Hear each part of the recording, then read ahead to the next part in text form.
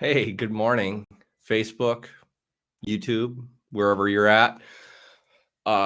Just hopping on here for a morning watch of some Gary Vee. And so we're going to get right into it because I'm still a little groggy. It is morning. I've got some coffee. I'm going to throw on how to sell anything on Facebook and Instagram. Gary Vee episode from 2018, still totally relevant today. I've watched a little bit of this video, so I haven't seen the whole thing. So all of the other times when I've done this, I had already watched the video, so I'd had a little context and maybe an idea of what I kind of wanted to comment on already. So this time I do not have that set up, and we'll see how it goes. Maybe I'll just ramble about nothing important. Maybe I'll touch on some subjects that can help everybody. So let's check it out.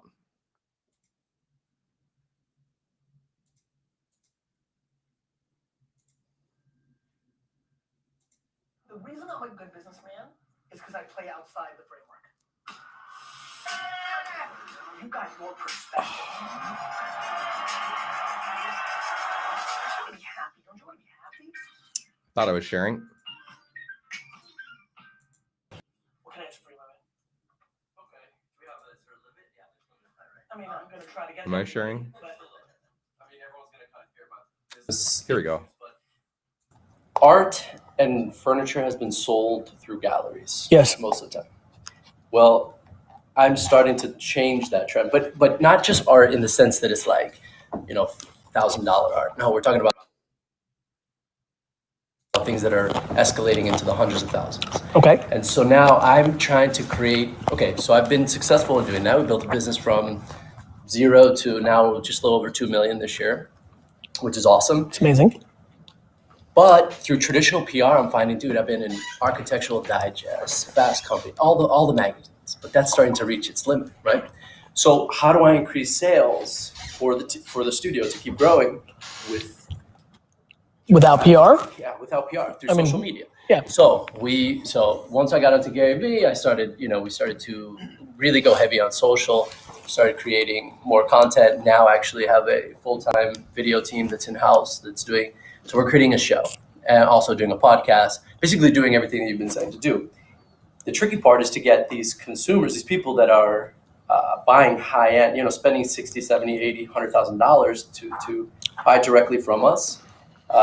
And to grow that, because a lot of people are using interior designers or architects. Sure. So I'm reaching out to them. They know us really well, but how do I go even further? Like, how do I take a 2 million to 10 million And so that's where, and I feel like it's personal brand building. I mean, it's my name. 100%. So I just have to build that part and then see the sales. I've been producing content every day for 13 years.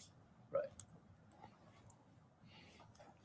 Like only in the last 18 months has it gotten to the critical enough scale where like it feels like it's something different than what you're up to right now. Meaning like I had a base, you've known me for a while, like I had a base, but it's nowhere close to what it is now. I mean, when you're building a brand, guys, Nike almost went out of business.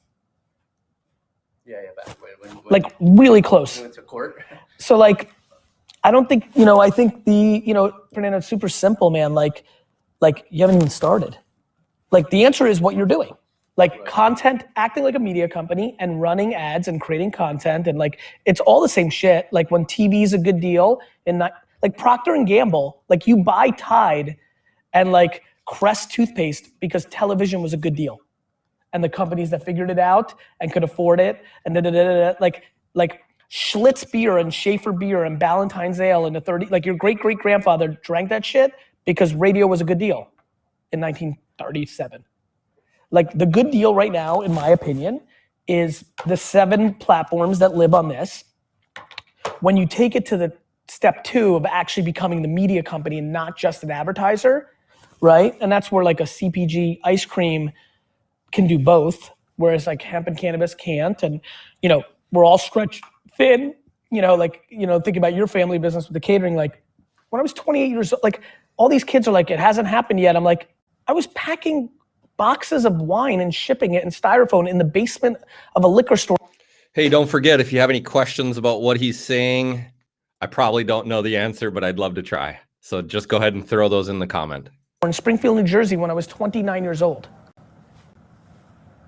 Like, so you're gonna struggle to get tears out of me that you're 4 months into your t-shirt brand and you're not supreme yet. I think you just have to put in the work for a significant amount of time, because you're absolutely right. My entire thesis is that Architectural Digest and Fast Company in 1996, those 2 articles would have changed your whole career.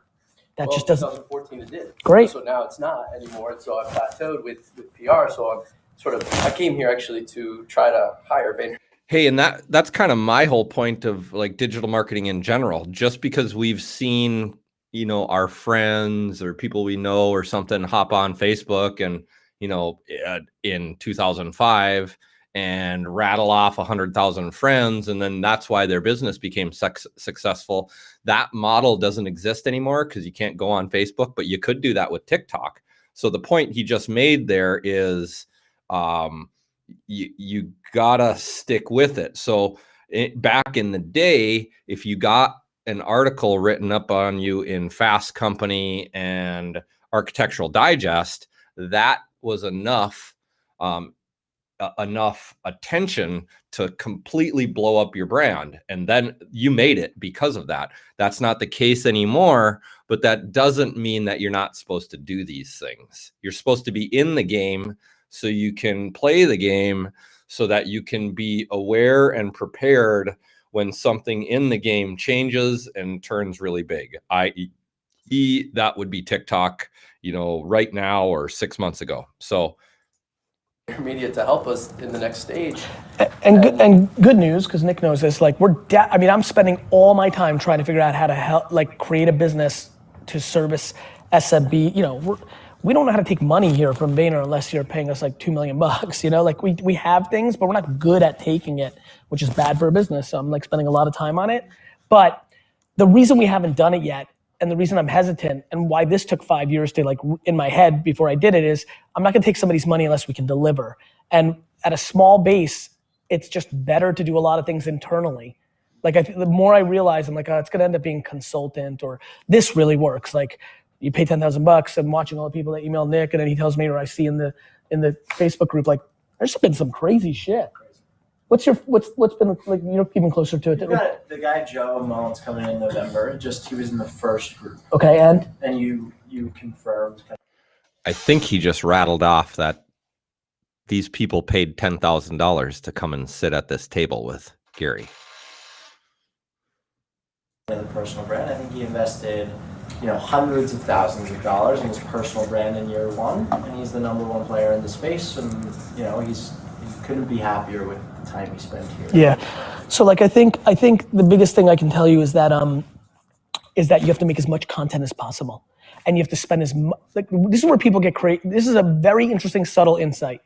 People take pride in organic reach because they think there's something special about getting good organic reach in social when the ads are underpriced. So like I literally would like if you didn't have I know you do, because I know some of our limited interactions, but like if you didn't have an Instagram account, right, and something as great as like taco and food and Jersey Shore, like I'd be like, you don't even need to build one, just run ads on Instagram. You probably, you know, it's funny, let me rephrase. I do think having a nice little base for like, I now think people's Instagram account is PR. I feel like people search Google to find your Instagram account to get a read on what you're about. So I think organic content's value now is almost more like brand and PR. Development. Like it's a cost, like you should spend money on it just to have like a foundation. But that should be 20% to leave of your a history energy of who you money, are and what you're all about. 80% should be figuring out the ads that drive your business. Sotheby's and Christie's sell $1 million items on Instagram. That's why I believe. And First Dibs is doing it. So selling $60,000 and $80,000 items on Instagram's a cakewalk. It's about running ads against people that live in Malibu. Yeah, but you know that converting a customer at a $60,000 to $100,000 price point is a tough thing to do in a Facebook or Instagram environment. It's tough to do. Yeah, yes. Right. But not as tough as people think. Mm-hmm. Meaning, I think so. You know, I'll explain. Give me 1 second because I want to get this off because I don't want to forget it. I think what we're about to roll out with volume method is really going to be a big factor. Here's what I mean by that. I think it's easier to close a $60,000 person if you make 497 pieces of content and run micro media, because the reason it's hard to close somebody for 60K is people go broad because they want to like lower their CPM or like reach as many people. The reality is, to hit somebody 60K, you almost have to like do a 1-minute rant, like specifically like to 15 type people in theory that are like. Do you get what he's saying there? So he's just laying the case once again that mass media is dead, and that if you want to sell high ticket items, you have to be even more relevant, and you have to speak directly to your prospect. So a broad general message, once again, we all know, or we should know that a general message falls on deaf ears. So a specific message perks somebody up and gets them listening to you because they feel like you're speaking directly to them. This goes into like good speakers and great keynote speakers. You feel like when you're watching them, they're speaking directly to you, and they're probably writing their speech based on that, because that's how attention works. So to get the attention of a consumer that's going to spend $100,000 on a service or product, you need to much more specifically target them so that they hear you, and so that the solution you're coming up with, doesn't solve a broad general problem. It solves their problem specifically. To buy it and overpay for 5,000 people to see it that don't have any interest to get to the 15. I do it at Target Upper East Side, where I know most of the pieces go, or Tribeca. And then it's Upper East Side, African-American male who works in tech. Then it's Upper East Side, 3rd generation trust fund baby, and you're making a reference to a Ibiza. And add a layer with a partner, a Philippe Klein, a watch company that's valuable, right? Add that contextual relevance. The place where I've seen that, it's funny, Nick, that one's brought me a lot of like non-results, because so many people are following things from an aspirational standpoint. But buying. So he just said right there that, and I agree 100%. You can't find your audience for high ticket items based on just sending your message to a group of people who follow Rolexes or Tiffany or something, because, as he's about to say, a lot of people follow those brands because they're aspirational, because they're following these brands because that's who they want to be someday. So if you advertise to them, you're just advertising to a bunch of people who want that later on but don't have it yet. So you got to get a little more creative on how to find these people.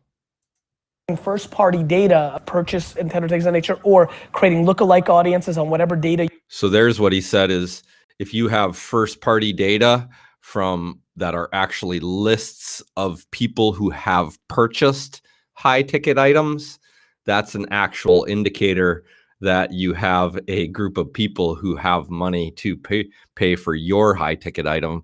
The other thing is creating lookalike audiences off of your current client lists in Facebook. And that's simply because the power and the beauty of Facebook and its algorithm is that it can see correlations and relationships between interests, demographics, and psychographics that us as individuals and people, we maybe would understand if somebody were to put it in front of us. But because of the massive combination of like the massive amounts of combinations of characteristics that you come up on, we don't get to see that as easily, intuitively, as the Facebook algorithm does. So he's basically saying, look, if you have 100 people, really you need 1,000, but if you have a list of people that have purchased from you already, make a lookalike audience, because Facebook is going to use the information in your list by looking at the profiles of those people that already bought from you, that it's going to find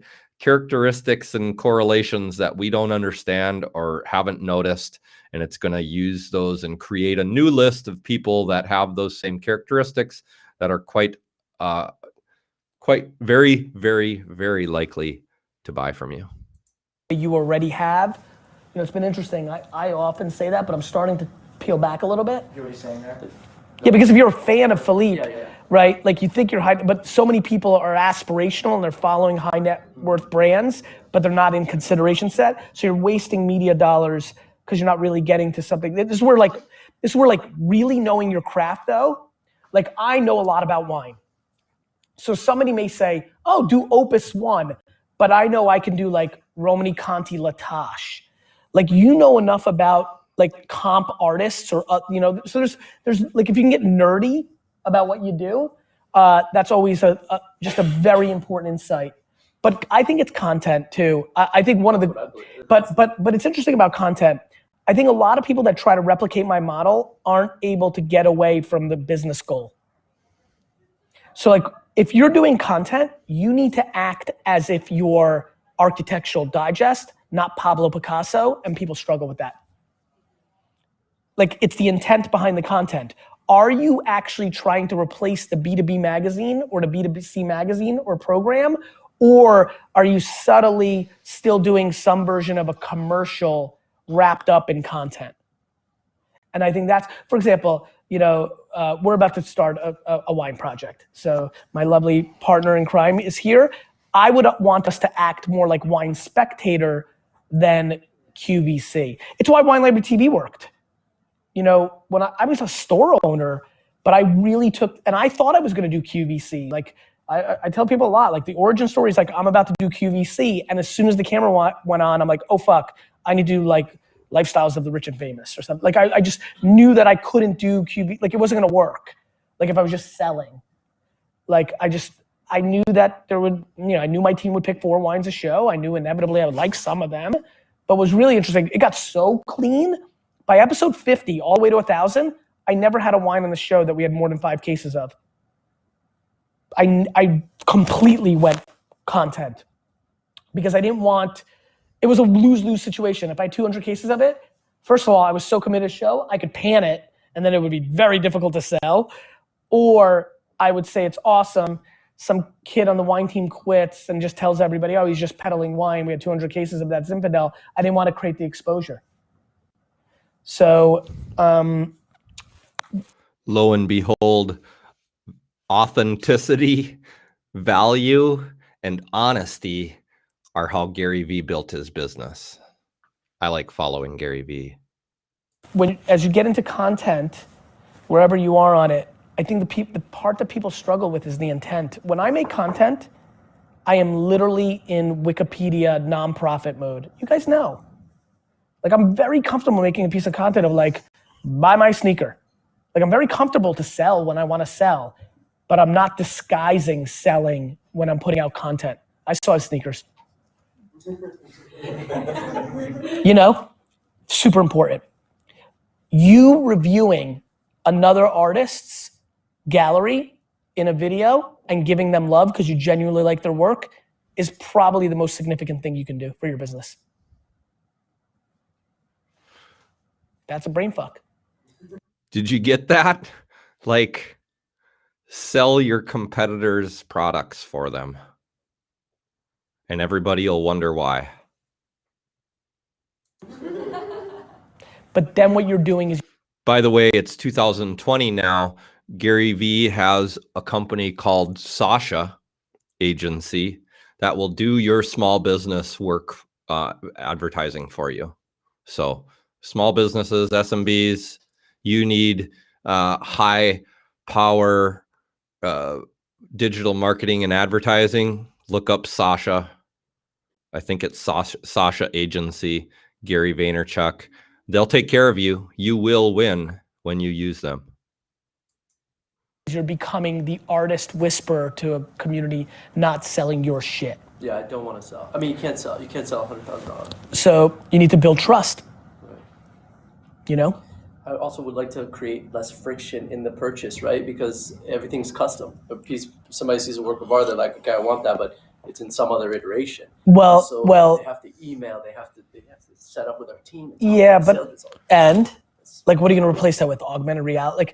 Like there's inherent friction in one-off. I actually think you lean into your friction. So I would go the other way. Inherently, if I was making anything online, you have to reach out to us. Yeah, like I would have like if it's 100,000, you should have like a coffee with everybody. That should be I do. good. Like, but all the digital stuff should be leading to the coffee. Yeah, totally. See where I'm going? Yeah. Instead of like making it feel, where everybody goes with this shit. Oh, we'll fucking do it online. Fuck that shit. First of all, nobody's buying a $10 item. How are some of these websites doing very well? So I'd have to agree with that. For instance, I have a proposal to do for later this week, and the gentleman wanted to automate part of their intake. And I'm like, man, that goes, I don't know if I told him this yet, but I'm like, God, in my mind, I had to think about it some, but in my mind, automating a part of the intake is risky, because you're automating that iffy part of the transaction where somebody's likely to back out. Here's another example. I wanted to do business with an insurance agency for some new car insurance, some new auto insurance. And I liked their motto because it was service orientated. They were like, we're all about service. We're going to serve you well. So I got on the phone, I called them up, and they're like, oh, what are your needs? And then they sent me an email for me to fill out a big, long questionnaire. And I'm like, where's the service in that? The service is you guys writing this stuff down and me just rattling it off. And then you following up with me if I don't know the answer. That's service. So they killed the deal. They proved to me right there at the beginning that they weren't all about what they said, and they were trying to automate and shortcut the intake process, or actually it wasn't even to the close yet. It was part of their, in insurance, that would have been the fact-finding session. It's like, man, the fact-finding session is where you're still earning trust and gaining rapport. That's where we just came out of the know, like, and trust area, and now you're into fact finding, so that you can, learn what the problems are, so that you can come up with the solutions, so that you can overcome the objections, so that you can close the deal. And, fact finding is still close to that know, like, and trust area. So you're essentially pushing off, you're panning that off on an automated system, and people aren't going to like that. Well, like 1stDibs is doing very well. They're selling a lot of shit online at a significant price. How much? How much are the prices? All the way up into the millions. Are they a platform? Yeah. So they're taking consignment. Yeah, basically. So I put products on there. Yeah. People come from all over the globe. They buy, and then because they have the attention. Same reason eBay. Like, they spent the money, whatever I don't know the platform. Yeah, whatever they did to build their brand or customer acquisition or whatever, they became a marketplace, and everybody goes there. So they're doing really well because, first of all, they're doing really well because marketplaces, when they hit it really. Yeah, if we're talking about going into the future, trying to sell stuff, like, nobody's really going to want to come to a retail store. Or I don't believe that. I really don't. Really? I think that nobody's going to want to come there if there isn't added value to go there versus what they think they can do online. Right? So, like, I think people want to do more shit than ever because they want to show people they're doing. And that's the same thing if you're going to create a retail online store and go up against a marketplace. The same thing is true. You have to provide more value than what the person can get on Amazon. So you can't beat Amazon at what they're best at. You have to beat them at what they're not best at, which would be like personalized attention or extra information about the entire industry. Or, there's a ton of ways to beat Amazon. You're just not going to beat them on price and fast shipping and amount of product. doing shit. People go to wineries and hike and yoga retreat and fucking, why do you think all these weird museums are popping up? People just want to take the photo in the blue fucking balls or in the sprinkles, or like, we are in full PR mode of ourselves, and we are now living our lives for the Instagram photo. People are literally planning their Saturdays predicated on the picture that they can put on. So I actually think if you made your gallery, like, if I had a gallery, I would just make one humongous thing that everybody wanted to just come and take a picture of. Build a tiny house next That's to it. or have it in the gallery. Put people in jail for like 24 hours. Like, they come into your gallery and they get locked up. And that would work. Just that's how you see where I'm going. People will use online because it's lack of friction for something that they don't value doing physically. But if you can give them something of value physically, they'll do that. We'll keep bouncing. Go ahead. So essentially, Real quick, I apologize. I think your website should literally be a complete and utter gateway drug to have a meal with you. You'll sell a lot of $100,000 things. Just a better use of your time. We got so good at the music production side, especially my partner, that when we start putting out our sounds and free stuff, drum kits and stuff, like all the, like, literally it's a sound that sounds like this. And then they put it together with like something that's like a, Yep. it's like, Yep. you know? So essentially we sold all the different sound kits and stuff, and we took advantage of Facebook groups because everybody in Facebook groups is spamming, check out my SoundCloud. It's like the weirdest, like. Yeah, I know it is. So, but for us, we're like, hey, how about you come get some free resources? So we grew really, really fast, collected emails. Nobody even knew what marketing was in our space. But what happened is that we got to like kind of like that 2 million year point, and we're profiting, 75K a month now at this point because we really fixed our profits too. Now I'm trying to figure out what are some levers, and I have some ideas for it, but what are some levers to get to like, the 8-figure point, or to go at least past this point, because we've been here for, a bit. So what are you selling? Kits still? Yeah, sound kits. We've added on courses and stuff, and we've tried to evolve the product. So the product's gone from 47 to now the next we're going to try at 497. It's the highest we've ever tried. It seems like the spike in price has always been something that's raised our revenue. Just keep raising prices, making the product better. We've had this problem to where evergreen sales will sit at a little bit under 100K, but then we'll launch. We'll do like $250,000 in 4 days. So, and then, we sell a certain amount of packs, and then we take. So I think, the model that you're running is kind of like that classic internet marketing model, that like kind of really got into fame in the years of like 2000, 2015. I think the thing that you can layer is more content, more brand. That's how you grow. You're in sales. And what you need to layer it with is brand. Like, so like I've watched so many people find the business model where they've got. And so it is my belief that if you don't know what he means by that, then you're strong on sales, weak on brand. Got a price, they've got launches, they've got that whole model down. It's funnel, it's landing page optimization, it's CAC, it's LTV, it's all that shit. It's amazing, it's fine, it's really good. It gets Sales. people to a certain level, but then they're in the sales business, not in the brand business. Like, a lot of people that fall in love with that model don't think about their logo, don't think about their content, don't think about reinvesting in swag, don't think about putting out a pod, they don't do brand. Like, this is why I'm always like, watch what I do, watch what I do, watch what I do. Like, and it's because so much of what I do is predicated on brand, because that is the ultimate leverage. So I think putting out content, like recording What? Sessions, like using your growth in the space and building relationships. I mean, you're in the best place on earth. Atlanta's the best place. Like, so just tapping into younger artists and doing collaborations and then running ads against their fan base. And there's a lot you could be doing, but a lot of it needs to now be less about math and more about art. Gotcha. So what I was kind of thinking on that, because I have been hearing you talk about Yep. that and trying to Yep. go into that space. So I was thinking about letting the team still do launches once every 3 months so we have that revenue, and then me and my partner are good at building out the new team to like go forward with that. Is it good to still keep that alive? I like that. And honestly, like, my biggest concern is that you're making 75,000 a month. Like, you need to be pouring that back into business.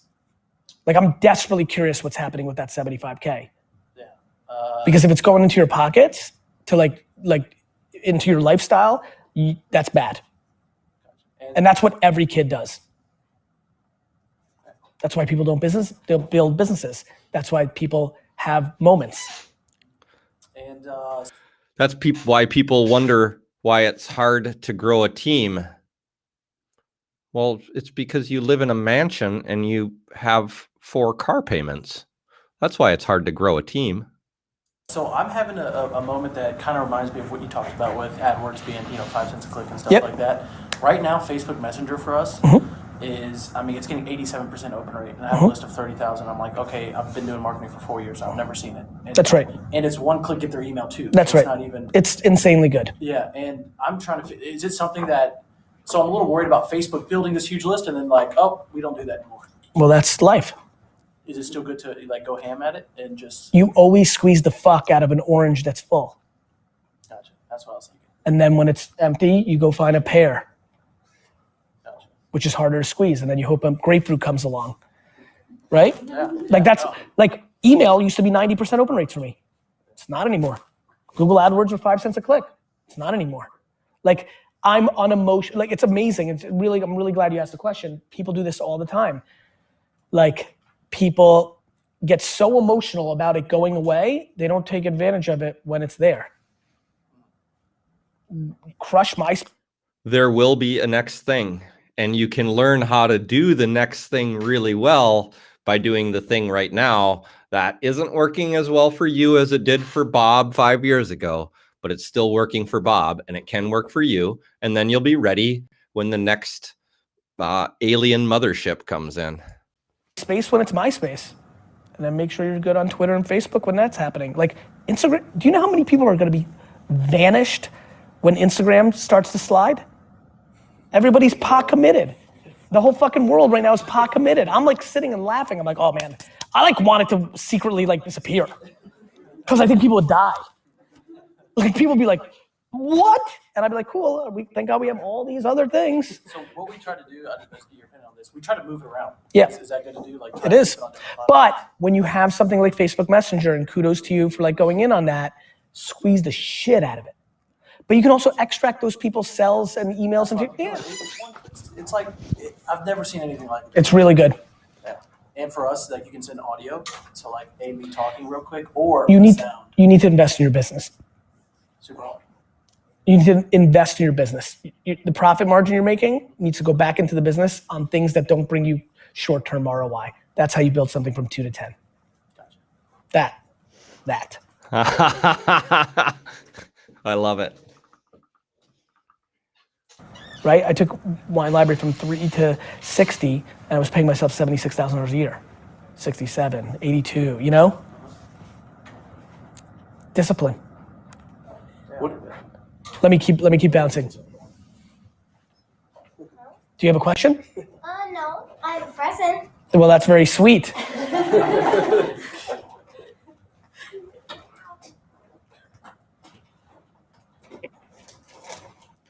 I like it already.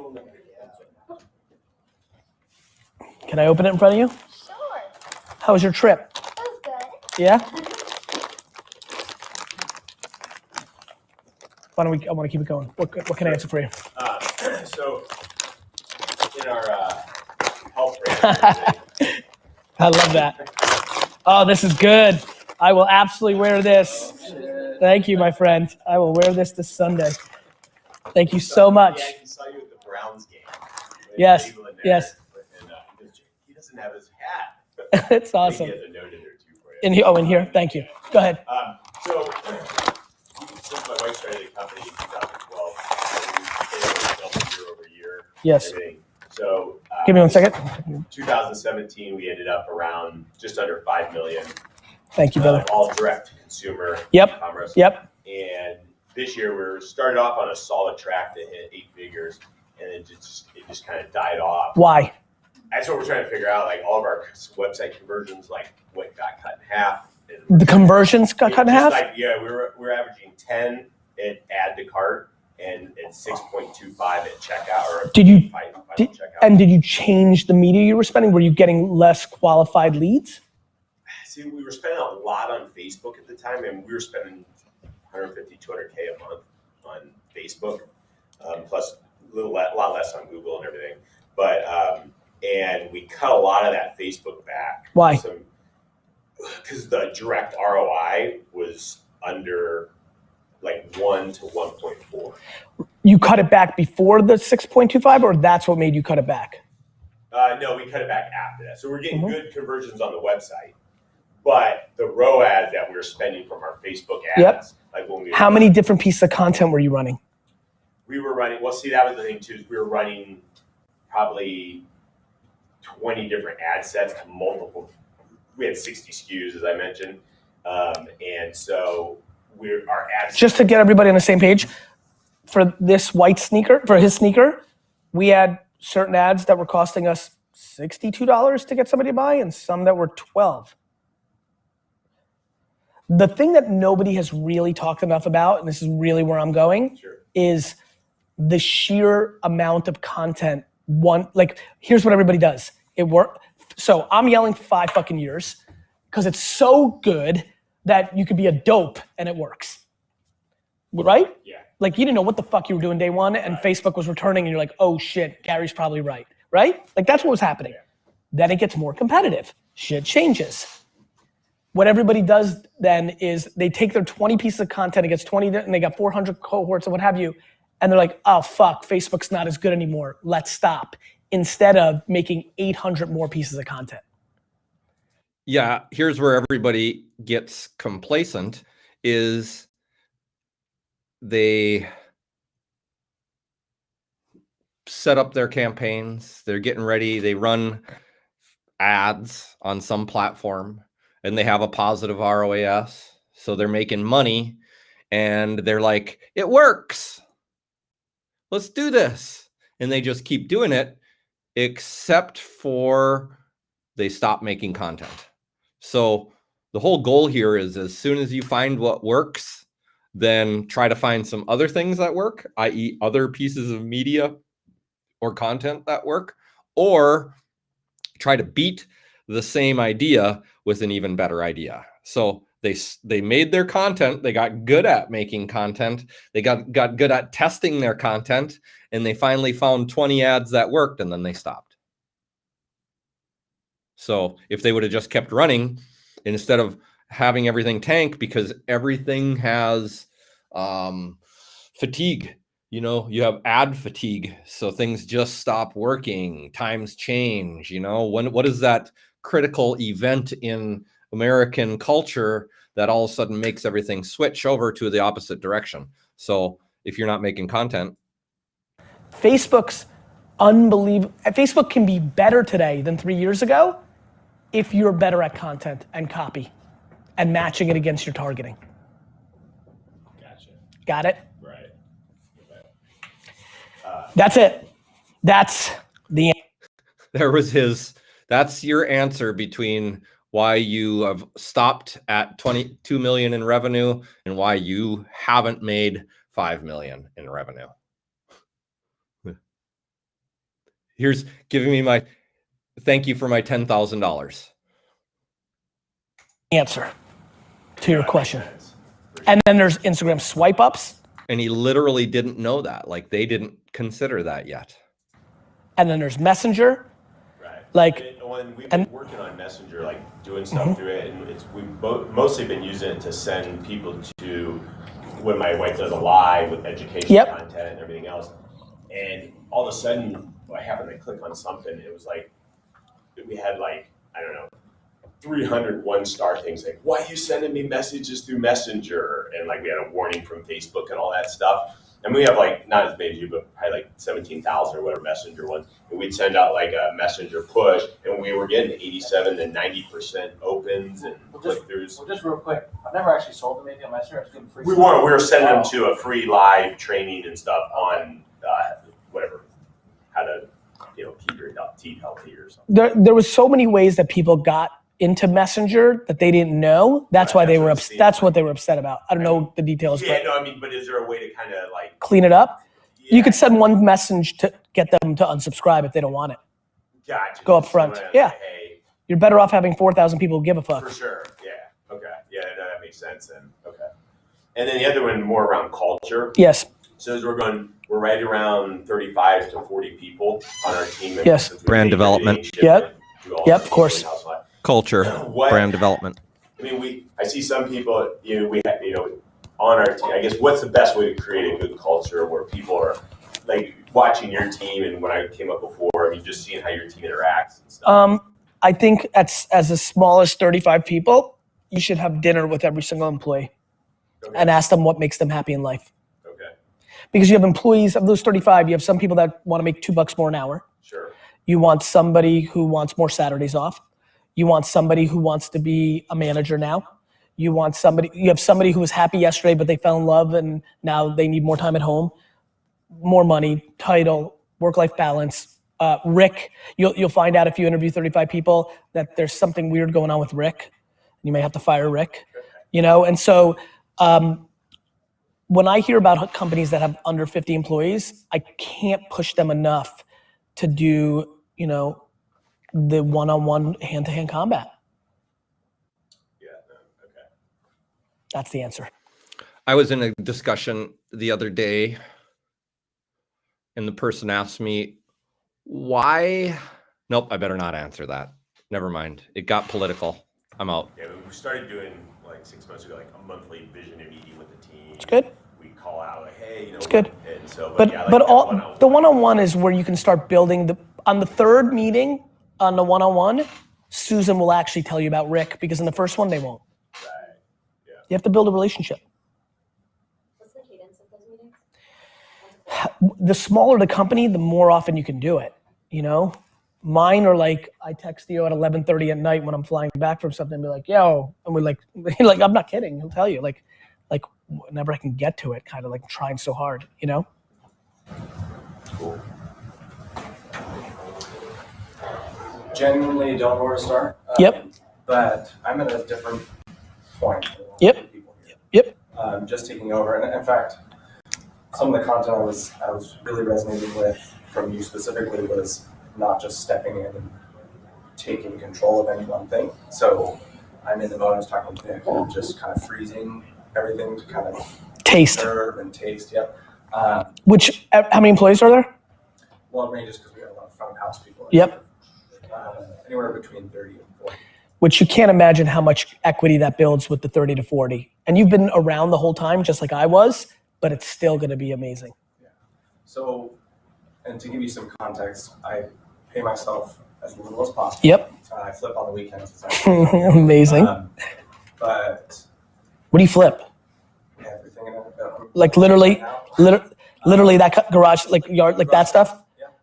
What's the best, I'm sorry, I'm so obsessed. What's the best thing, Everything in Oregon right now. I know, what's the best thing you found this last 6 months? I found an antique diamond set, and How much did you buy it for? I bought it for just under 200, And what'd you sell for? a little over 800. I love that shit so much, man. I like live on this shit. Keep going. Pretty cool. Anyway, so something that I deal with, we were hit super hard during the crash, 2007, 2008. Okay, We lost over 50% of our business. Yep. And, my mom was freaking out. not in a good Yeah, space. yep. She was getting divorced at the time, actually. Yep. Um, So how the business is now structured with you taking over is everything. It's the entire conversation. Because the reality is, you need, like, do you have the full autonomy or don't you? Do you to a point, but blank? Like, these were the things that really helped it get better and better and better for me and my dad. At first, it was gray as shit.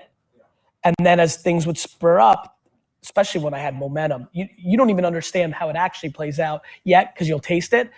When you start doing a couple things and it starts working, and then she tries to stop it, it's even worse than not starting at all.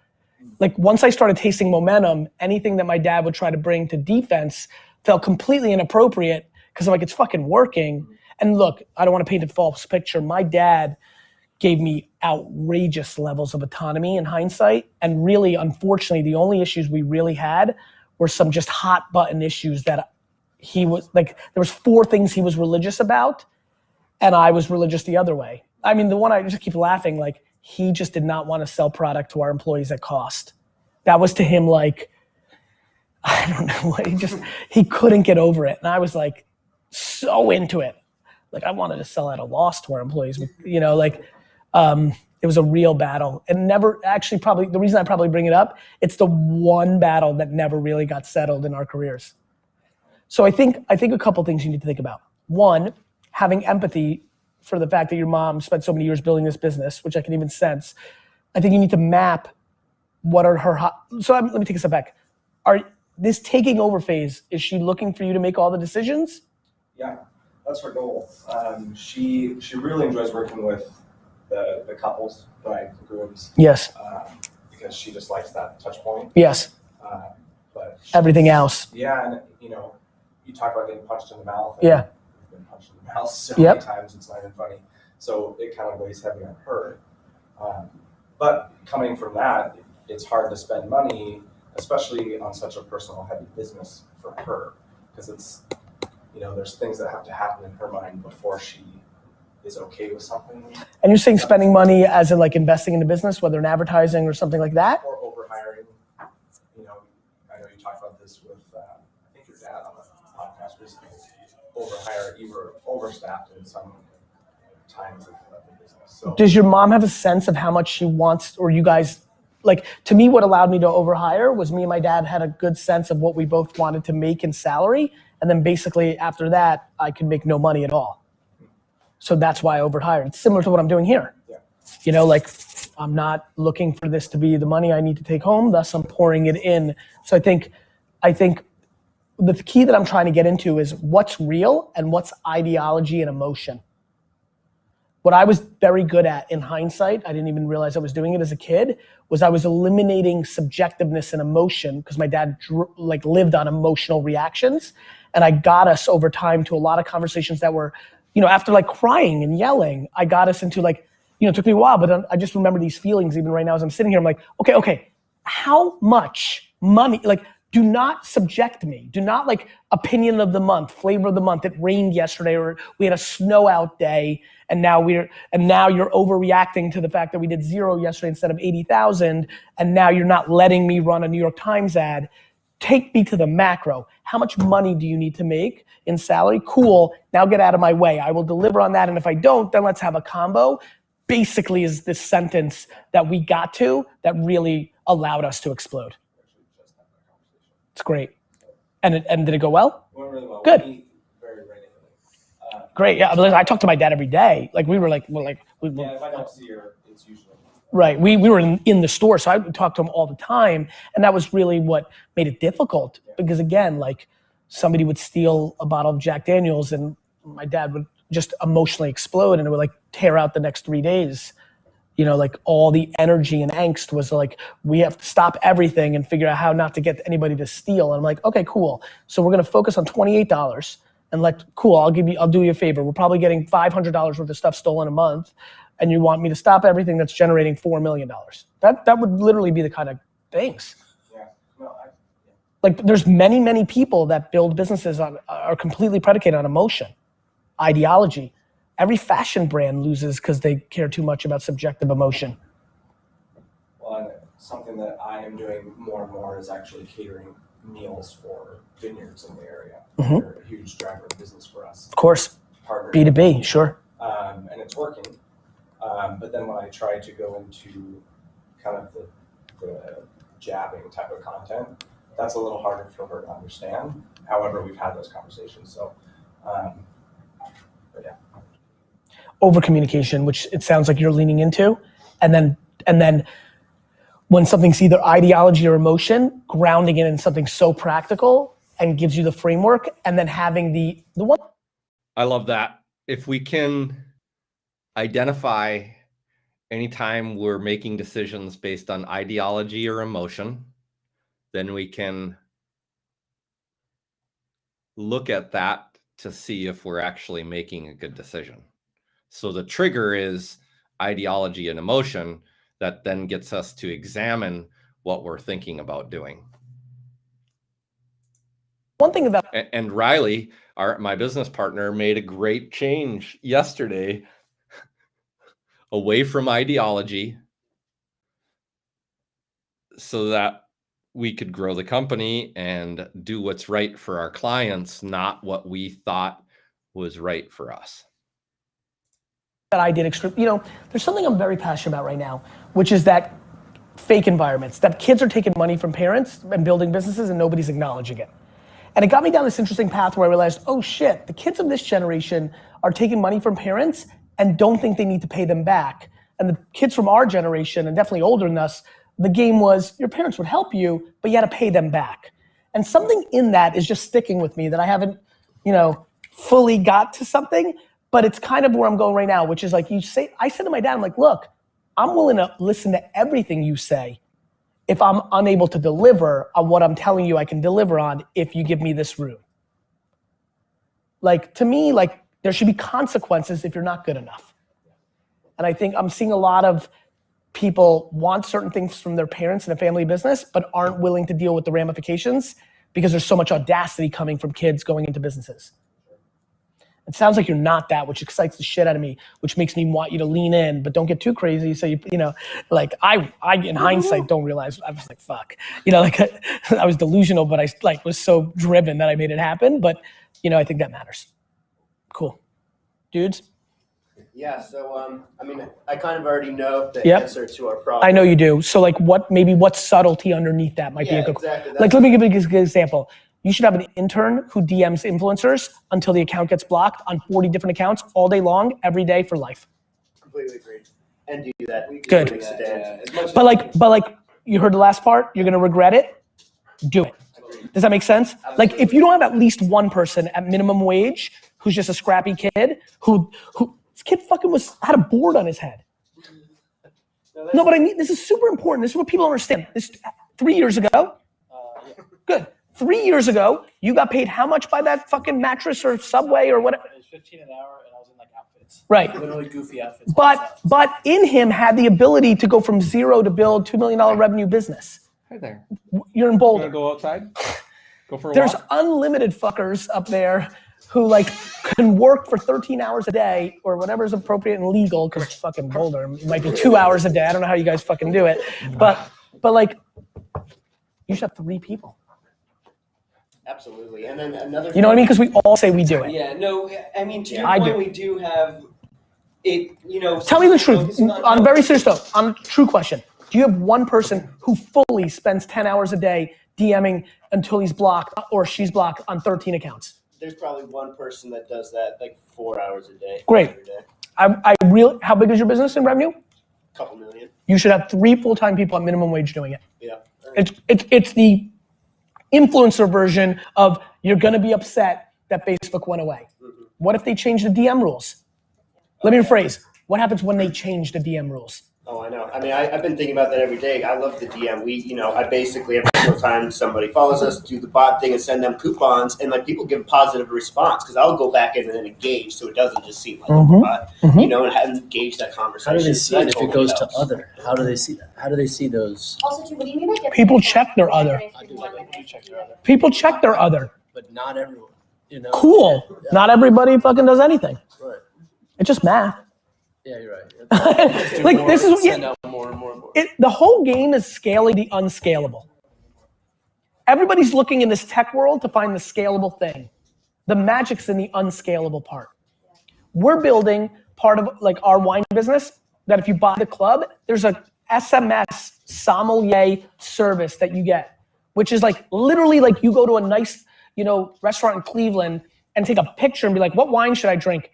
And me included at first, we're gonna tell you. I'm gonna look at the fucking picture and be like, the late Harvest Zinfandel with your dessert would be great.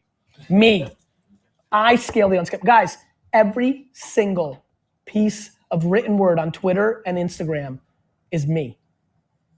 If I've ever DM'd you, if I've ever replied, if I've ever hearted yours, that's me. I scale the unscalable. I'm as busy as they get. So I'm definitely not crying tears for anybody else. Definitely. And then, from a B2B side, our main business has been selling food to grocery stores, but now we're in this position where we have a semi-established brand name, semi-trusted name in our space. Right. And so CBD is obviously becoming a very big thing. Becoming a billion. All right. I mean, this was a great video. We're 40 minutes in. I'm an hour or so into this recording. So if you got any value of this, great. Out of this, great. Definitely go watch more Gary Vee. The dude's wicked smart. And on that note, I am going to go scale the unscalable and do a little bit of workout. See y'all later.